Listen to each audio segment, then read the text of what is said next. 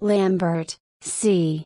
880 to 15th of October 898, was the King of Italy from 891, Holy Roman Emperor, co-ruling with his father from 892, and Duke of Spoleto and Camerino, as Lambert II, from his father's death in 894. He was the son of Guy III of Spoleto and Ageltrude, born in San Rufino. He was the last ruler to issue a capitulary in the Carolingian tradition. Confronting Arnulf, Lambert was crowned king in May 891 at Pavia and joined emperor alongside his father on 30th of April 892 at Ravenna by a reluctant Pope Formosus. He and his father signed a pact with the Pontiff confirming the donation of Pepin and subsequent Carolingian gifts to the papacy. In 893, however, Formosus sent an embassy to Regensburg to request Arnulf of Carinthia liberate Italy and come to Rome to be crowned. Arnulf sent his son Swindebold with a Bavarian army to join with Berengar of Friuli. They defeated Guy, but bribes, along with an outbreak of fever, saw him leave in the autumn. Arnulf then personally led an army across the Alps early in 894. He conquered all of the territory north of the Po River, but went no further before Guy died suddenly in late autumn. Lambert became sole king and emperor, as well as succeeded his father to the Duchy of Spoleto. Still young though, he was left under the regency of his mother, a staunch anti-German. While Berengar occupied Pavia, Lambert and Ageltrude traveled to Rome to receive papal confirmation of his imperial title, but Pope Formosus wanted instead to crown Arnulf and was imprisoned in the Castel Sant'Angelo. Lambert was preoccupied in thwarting the attempts of both Arnulf of Carinthia and Berengar of Friuli to take Italy for themselves during his reign. Early on, Adalbert II of Tuscany rallied to his cause, menacing Berengar in Pavia. By January 895, Lambert could take up residence in the royal capital. In that same year, his cousin Guy IV conquered the Principality of Benevento from the Byzantines. Despite the urging of Fulk of Reims on his behalf, Lambert found himself abandoned by the Pope, who feared the increased power of the Spoletan house. In September, an embassy arrived in Regensburg beseeching Arnulf's aid. In October, Arnulf undertook his second campaign into Italy. He crossed the Alps quickly and took Pavia, but then he continued slowly. While Lambert refused to offer battle, Arnulf was garnering support among the nobility of Tuscany.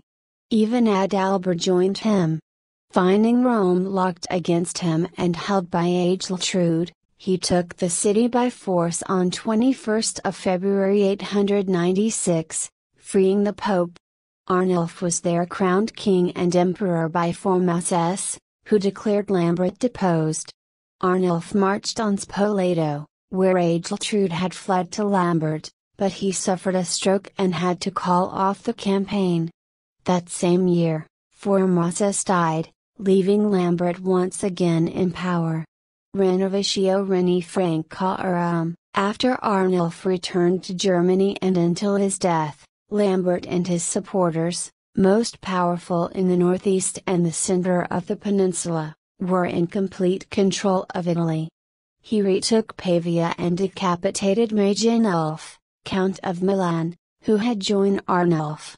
In October and November, he met Berengar outside of Pavia and the two reached an agreement whereby they parceled the kingdom out between them, Berengar keeping the realm between the Adda and the Po and Lambert the rest. They shared Bergamo. This was a confirmation of the status quo of 889. Lambert also pledged to marry Gisela, Berengar's daughter. It was this partitioning which caused the later chronicler Liutprand of Cremona to remark that the Italians always suffered under two monarchs. In early 897, Lambert journeyed to Rome with Ageltrud and Guy to receive reconfirmation of his imperial title. The vengeful Lambert and Ageltrud also persuaded Pope Stephen VI, elected by their influence, to put the corpse of Formosus on trial for various crimes. The body, stripped of its papal robes and mutilated, was thrown into the river Tiber after the cadaver synod. In January 898, Pope John IX rehabilitated Formosus against their will. Lambert convened a diet at Ravenna in February. 70 bishops met and confirmed the Pact of 891, the invalidity of Arnulf's coronation, and the validity of Lambert's imperial title. They legitimized the election of John IX. They also solved the Formosan question and confirmed his rehabilitation. Most significantly for Lambert, however, they reaffirmed the Constitutio Romana of Laterani, 824, which required the imperial presence at papal elections. Lambert hereafter governed with the Church and continued the policy of his father of Renovatio Regni Francorum, renewal of the Frankish kingdom. He was able to issue capitularies in the Frankish fashion as his father had done. In fact, he was the last ruler to do so. In 898, he legislated against the exploitation of the services owed by Armeni to create benefices for vassals. The Lex Romana Utensis was composed at his court.